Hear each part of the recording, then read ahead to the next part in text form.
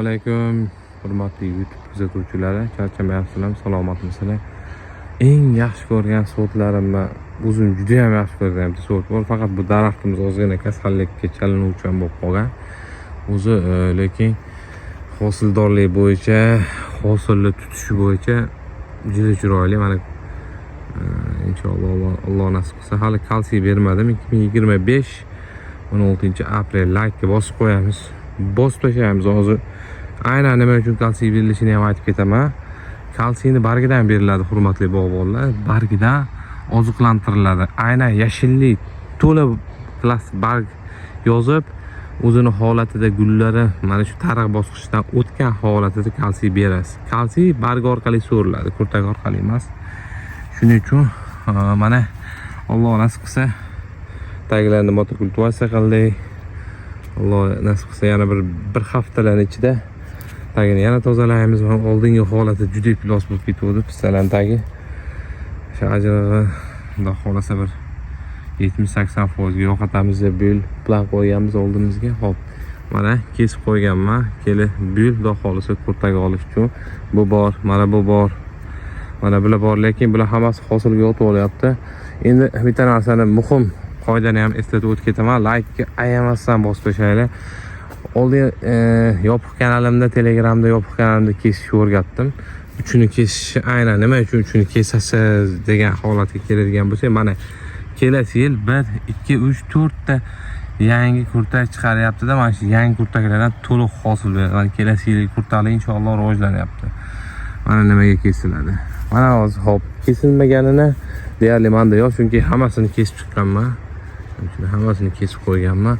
Tepa qismlarini kesmadim, chunki tepa qismlarida barg ko'p bo'lish kerak. Barg holati ko'p bo'lish kerak va o'zini o'zi mevasini yopib qolish kerak. Nima uchun yaxshi ko'raman buni? Chunki mana shunaqa hosildorliklarni agar Alloh nasib qilib ushlab qolsa, bu ko'rinish juda ham chiroyli ko'rinadi. Menimcha hammaga ma'qul kelsa kerak bunaqa ko'rinish. Juda ham zich joylashadi bir-biriga. Mevalar bir boshqacha holatda bo'ladi, lekin qorayish ham ko'ryapman. Mana shu menga yoqmaydigan holati shu yerlarda qorayish ham ko'ryapman, hurmatli bog'bonlar. Mevalarda, gul kurtalarda qorayish ham bor ekan.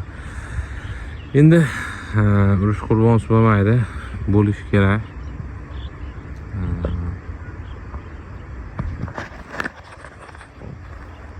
Fiksator qosib qoldi. Urush qurbon bo'lmaydi, shunaqa holat ham bo'lishi kerak. Kelasi yilgi surgun nodalari pastki qismlarda ham meva bor. Mana ko'ryapsizlar, pastki qismlarda ham hosil olyapmiz. Alloh nasib qilsa, o'zi bu xotirjam mana shu yerdan turib terib oladigan holat bo'ladi. Mana istada ham shu kunlarga yetib keldik, Allohga shukr. Mana kalsiyni juda ham tezlatib beramiz, lekin oldinda 2 kunlik yog'ingarchilik bor ekan. Men bugun bermoqchi edim, lekin menga aniq javob kelmadi. Bulutli havoda sepish kerak emasmi? Buni Erolli ustozimga yozdim, javob ola olmadim. Shuning uchun men suspenziyani to'xtatdim bugunga. Lekin suspenziya qilmoqchi edim. Hozir ham biroz yomg'ir yog'ishi mumkin yoki mumkin emas degan savol bor. Shunaqa holatda bo'lib turibdi ob-havo. Agar yomg'ir yog'adigan bo'lsa, u ta'sir qilmasligi mumkin, ishlarim natijasiz ketishi mumkin. Natijaga erishishim uchun sepishim kerak bo'ladi kalsiyni. Xo'p, mana holati kurtaklarda juda ham ko'p. Ayniqsa mana bunaqa joyda hozir bitta. Mana qarang, yopishib qolganda qarang. Yopishib qolibdi-yu tevaga, va nima olib qo'yachi? Olib qo'ydim. Orasiga kirib olgan ekan shox. Traktorda. Ichlarida ham qarang hosilni. Ajoyib. Daraxt tanasiga Alloh nasib qilsa nimadir ushlab topaman. Mana bunaqa. Mana buni ham topa olmadik. Biz nimaligini topa olmadik. U qanaqadir qo'ziqorin kasalligi deyapti. Alloh biladi. Rosa izlandim, qo'ziqorin kasalliklarini hammasini o'qib chiqdim pissa bo'yicha. Lekin hozircha bila olmadik.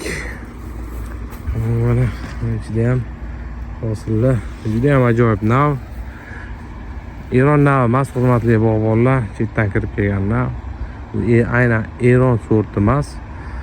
Ozarbayjondan kirib kelgan navimiz.